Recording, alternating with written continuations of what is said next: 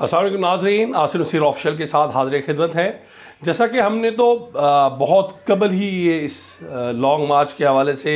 PDM के जो तहरीक है उसके हवाले से आपको ख़बर अपनी ब्रेक की थी और उसमें हमने बड़ा कैटेगोरिकली कहा था कि लॉन्ग मार्च 2021 में नहीं होगा बल्कि 2022 में होगा। और अब बाकायदा तौर पर उसकी तारीख आ गई है, मार्च 2023 जो है तारीख होगी और उसमें 2022 में ये लॉन्ग मार्च होगा। लेकिन उससे कबल कि हम आपको मज़ीद ख़बरें दें, हम आपको ये कहेंगे कि आप इस वीलॉग को लाजमी देखिए। इसमें हम आपको ये भी बताएंगे कि लॉन्ग मार्च होगा या उससे कबल कोई नई सियासी हिकमत अपनी इख्तियार की जाएगी। साथ साथ हम चलते चलते आपको मरियम नवाज़ के साहबजादे जुनैद सफदर की शादी के हवाले से भी एक बड़ी ब्रेकिंग न्यूज़ देंगे जो अभी तक आपने किसी भी टीवी चैनल्स पर, किसी भी अखबार पर या किसी भी वीलॉग पर नहीं देखी होगी। उसके लिए हम आपको कहेंगे आसिफ नसीर ऑफिशियल को लाइक करें, सब्सक्राइब करें, उस वीडियो को मुकम्मल तौर पर देखें। तो बिल्कुल सबसे पहले हम पीडीएम की बात करेंगे, जैसे हमने माजी में भी बताया था।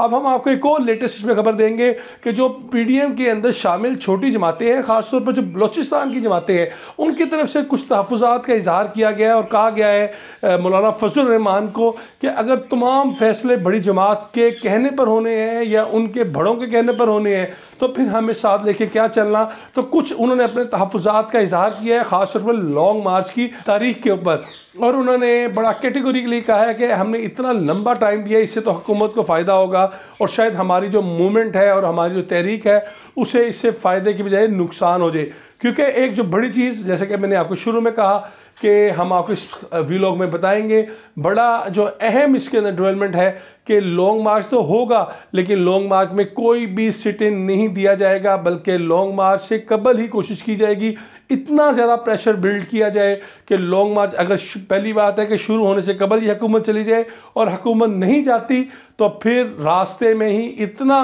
कुछ कर दिया जाए कि जिस तरह अभी गुज़िश्ता दिनों एक लॉन्ग मार्च छोटा सा हुआ और उसमें 10 से 15 हज़ार लोग थे, लेकिन वो वज़ीराबाद से आगे नहीं गया और अपने मुतालबात पूरे करा के वापस आ गया। शायद यही अब हिकमत अमली पीडीएम भी अपनाएगी और उसी तरह जाया जाएगा। वहाँ पर इस्लामाबाद या रावलपिंडी पहुँचने से कबल ही अपने तमाम मुतालबात को तस्लीम करवाया जाएगा। ये है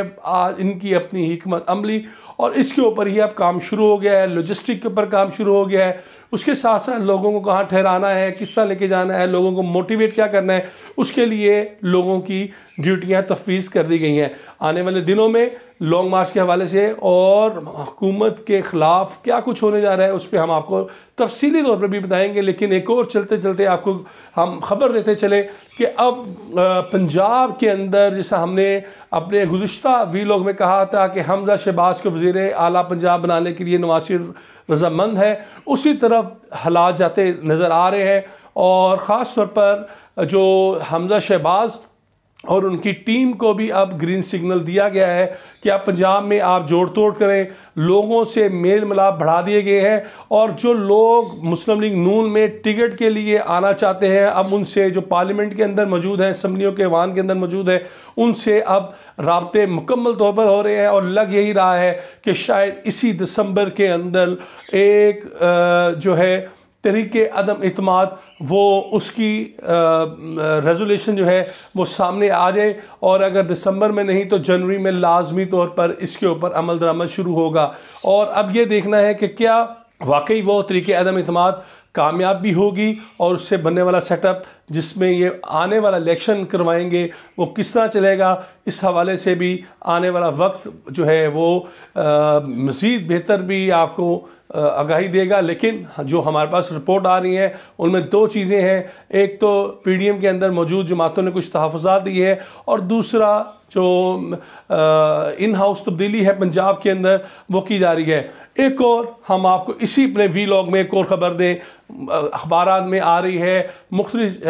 ज़राए से चल रही है कि कोई कह रहा है सदारती निज़ाम की तरफ मामला जा रहा है, कोई कुछ कह रहा है, लेकिन जो वाक़फ़ान हाल है उनका ये कहना है कि जनाब मामला कुछ काफ़ी ज़्यादा गड़बड़ है और शायद अब इलेक्शन कमीशन की तरफ देखा जा रहा है और जो फ़ॉरेन फंडिंग केस है इमरान खान साहब के ख़िलाफ़ उसके तहत इस हुकूमत को घर भेजा जाएगा। इमरान खान साहब को कोई तरीके अदम इत्माद या वोट ऑफ कॉन्फिडेंस की ज़रूरत नहीं होगी, बल्कि उन्हें उनका जो केस है शायद वो जो एक बड़े मखसूस पावर पॉलिटिक्स वाला हल्का है वो अब इमरान खान को